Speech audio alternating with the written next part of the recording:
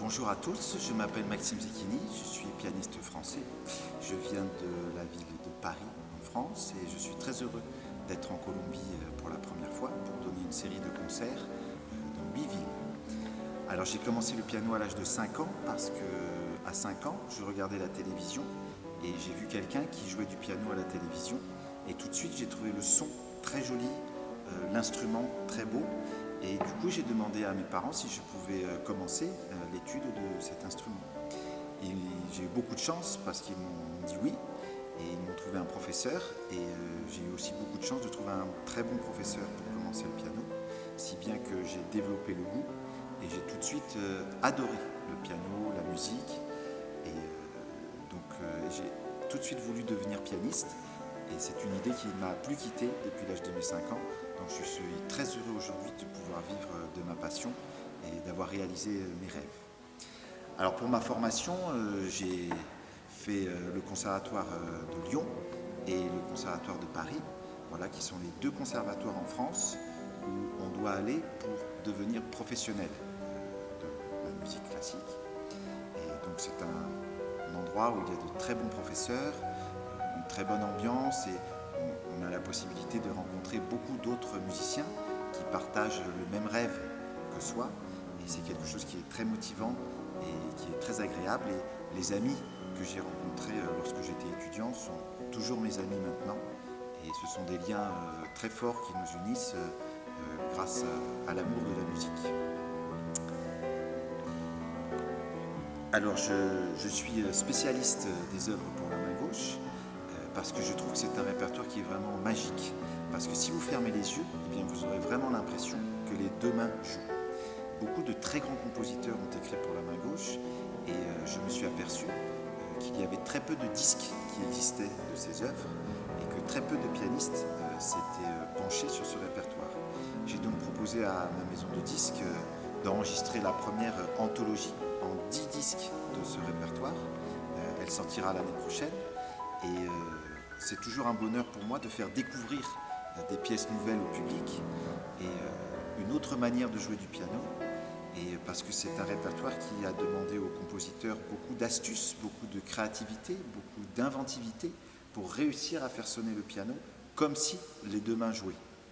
Et je trouve ça absolument passionnant, palpitant, surtout que derrière ces œuvres, derrière ce répertoire, il y a beaucoup d'histoires humaines, d'anecdotes très intéressantes qui font que ce répertoire existe.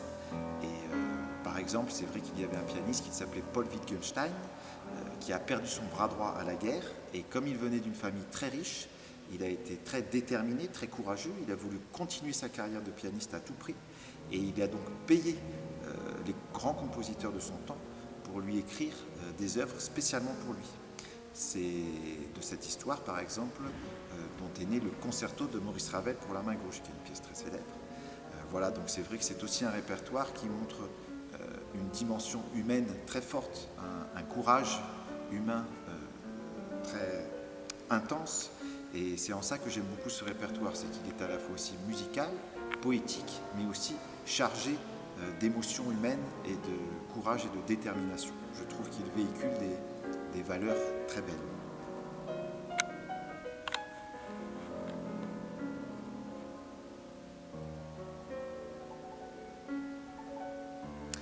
Alors c'est donc ma première fois en Colombie et je suis très heureux parce que dans chaque ville où je vais, je découvre des paysages complètement différents.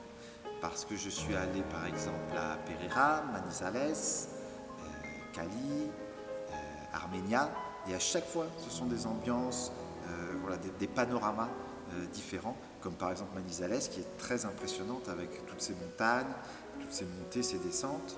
Cali, il y a aussi une toute autre ambiance, voilà, c'est très enrichissant et de découvrir la culture colombienne, les différents plats culinaires et voilà, chaque jour est une découverte très forte parce que par exemple demain je vais après à Barranquilla ou à Carthagène au bord de la mer et puis Medellín, Bogota qui je pense sont encore d'autres ambiances, donc je me réjouis de la suite de cette tournée et voilà, de découvrir encore d'autres cultures, d'autres atmosphères et voilà, c'est un grand bonheur pour moi. Ce que je peux dire dans toutes ces villes, c'est que je reçois toujours un accueil très chaleureux et j'ai la chance de rencontrer des personnes très sympathiques, très accueillantes. Et c'est vrai que ça, c'est voilà, le point commun que je rencontre entre chaque date de ma tournée.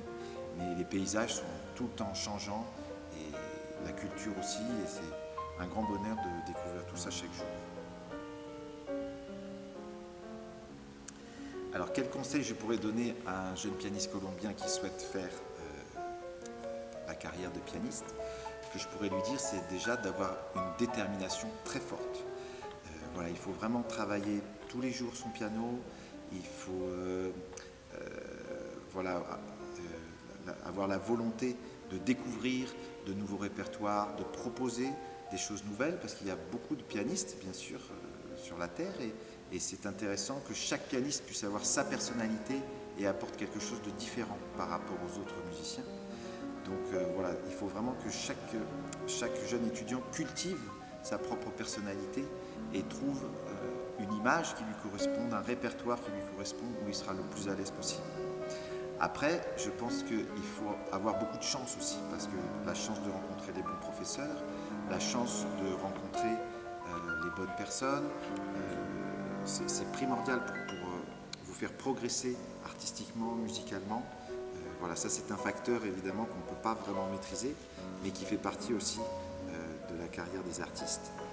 Et je dirais aussi à un jeune pianiste, je lui dirais d'avoir des rêves et d'y croire. Voilà, il faut vraiment que ce soit avec son cœur qu'il soit porté vers ses rêves et ne jamais se décourager. Voilà, toujours avoir vraiment la volonté et la foi de se dire qu'on va réussir à exaucer ses rêves qu'on a, parce que c'est vraiment un métier absolument superbe et vraiment le but en vaut vraiment la chandelle. Il faut vraiment que chaque pianiste se dise que c'est le plus beau métier du monde, et c'est grâce à ça, à sa détermination, à sa chance, et bien qu'il pourra réussir ce grand bonheur.